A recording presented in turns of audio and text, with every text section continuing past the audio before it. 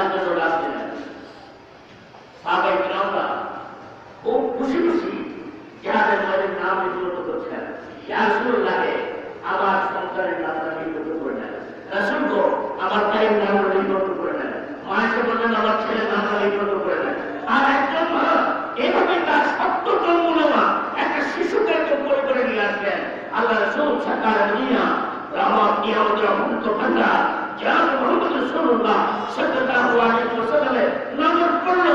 আমার রাসূল বললেন, তুমি এই বাচ্চাকে নিয়ে এসো। বলে যে রাসূল গো, আপনি আমার এই ছোট বাচ্চাকে দেখে হাজির মোর থাকার মধ্যে যুদ্ধ হিসেবে তার নাম লিপিবদ্ধ করেন। আমার রাসূল বললেন, এই ছোট বাচ্চাকে কিভাবে যুদ্ধ হিসেবে নাম লিপিবদ্ধ করবো? সেটা কোনো যুদ্ধ করতে পারবে না। বাচ্চাকে যুদ্ধ করতে পারবে? 2-4-5 মাসের বাচ্চাকে যুদ্ধ করতে পারবে? পারে না। আমার রাসূল বললেন, কোন যুদ্ধ করতে পারবে না। একজন আম্মা জান সে বললেন, আমার রাসূলকে আস্থার সমন্বয়ে বিশ্বাস করেছেন, ভালোবেসেছেন, প্রেম করেছেন, ঈমান গ্রহণ করেছেন, লা ইলাহা ইল্লাল্লাহ মুহাম্মাদুর রাসূলুল্লাহকে তার দিল দিয়ে মন দিয়ে হৃদয় দিয়ে সেটাকে গ্রহণ করেছে। আর এই গ্রহণের বদৌলতে সে তার সত্য বাচ্চাকে নিয়ে আসলেন। যে ইয়া রাসূল গো, আপনি আমার বাচ্চাটাকে যোদ্ধা হিসেবে নাম লিপিবদ্ধ করেন। হুজুর বললেন, এই ছোট বাচ্চা তো যুদ্ধ করতে পারবে না। রাসূল, আমি জানি আমার সন্তান যুদ্ধ করতে পারবে না, কিন্তু আমার সন্তান কাজটা যখন আপনাকে তিন বিদ্যুৎ করবে, তখন এই সন্তানটাকে আপনি মুখের সামনে ধরে রাখবেন, তিন বহন করার যুদ্ধটাকে রাখবে।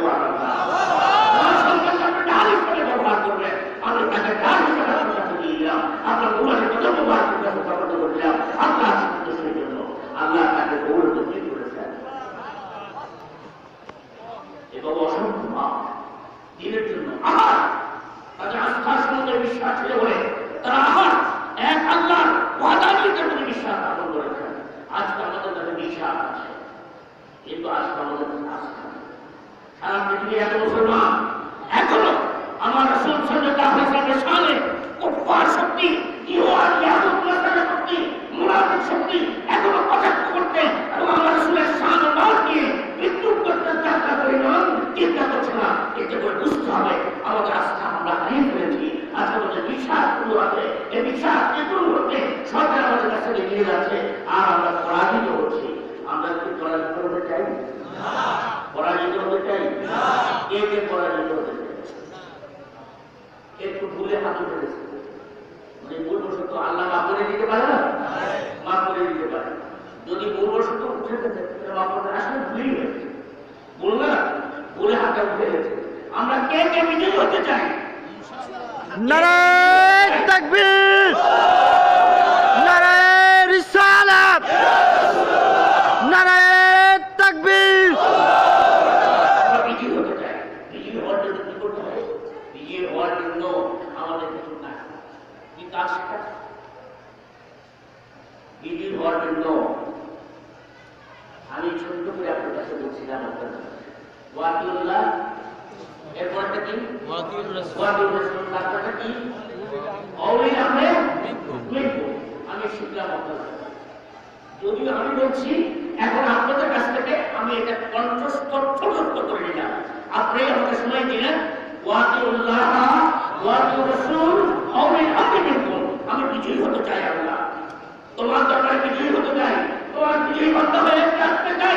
আর মৃত্যু প্রান্তরে তুমি আল্লাহ রাব্বুল আলামিনের ওয়াদানিয়তের ঠান্ডা নিয়ে, তোমার হাবিবের প্রেমের ঠান্ডা নিয়ে, তোমার হাবিবের জুতো মুবারকের দড়াই নিয়ে আমি হাঁটতে হাঁটতে তোমার ওয়াদানিয়তের ঠান্ডা লা ইলাহা ইল্লাল্লাহ মুহাম্মাদুর রাসূলুল্লাহ জিকির করতে করতে যেন তোমার দরবারে হাজির হতে পারি। আর এটাকে হাদিসে যেন নিজেকে বিপদে সমর্থ করতে পারি। আমি জানি আল্লাহ পাক আমাদেরকে যদি এই তিনটা সমন্বয় যদি আমরা জীবনটাকে তৈরি করতে পারি। আল্লাহর হুকুম, এক নম্বর কি? আল্লাহর হুকুম। আল্লাহর হুকুম, অসংখ্য হুকুম আছে। আপনি প্রত্যেকটা কদম দিবেন, এই কদমের মধ্যে আল্লাহর সন্তুষ্টি কতটুকু আছে, আল্লাহর অসন্তুষ্টি কতটুকু আছে, আল্লাহর রাজি কতটুকু আছে, আল্লাহর নারাজি কতটুকু আছে, এটা হিসাব করে যদি আপনি কদম দিতে পারেন, তো আপনি আল্লাহর হুকুমওয়ালা বান্দা হতে পারেন। আর আমার রাসূল সাল্লাল্লাহু আলাইহি ওয়াসাল্লামের ইত্তিবা ও ওয়াকিউর রাসূল, এটা আমার রাসূল সাল্লাল্লাহু আলাইহি ওয়াসাল্লাম, সেটা কি? আমার রাসূল সাল্লাল্লাহু আলাইহি ওয়াসাল্লামের জীবন, আমার রাসূল সাল্লাল্লাহু আলাইহি ওয়াসাল্লামের পারিবারিক জীবন, আমার রাসূল সাল্লাল্লাহু আলাইহি ওয়াসাল্লামের সামাজিক জীবন, আমার রাসূল সাল্লাল্লাহু আলাইহি ওয়াসাল্লামের রাষ্ট্র জীবনে প্রতিটি দিন লাকাদ কানা লাকুম ফি রাসূলিল্লাহি উসওয়াতুন হাসানাহ ওয়াসওয়াতুন হাসানাহ। আমার রাসূল সাল্লাল্লাহু আলাইহি ওয়াসাল্লামের জীবন আদর্শ দিয়ে আমি আমাদের সমস্ত সৃষ্টির উপরে আল্লাহ আমাকে বলছে ওখান থেকে কালেকশন করো যদি শ্রেষ্ঠ হতে চান, যদি শ্রেষ্ঠ হতে চান, চাই আমরা শ্রেষ্ঠ হতে যেতে চান আল্লাহ আকবার সবে চায়, শুধু একটা মুখে মুখে খবরদার এখানে কিন্তু ভিডিও হচ্ছে, এ হাত অর্থে কেউ গেল না। আমি আপনাদের পরিচিত, খুব কাছে থেকে কথা বলছি, এক করছেন এক করবেন না, হাত সোজা করে উঠান। আল্লাহ পাকে কেন যদি অতিরিক্ত উঠেন তো সেটাও দেখা যাবে, আর পুরো দেশের তাও দেখা যাবে।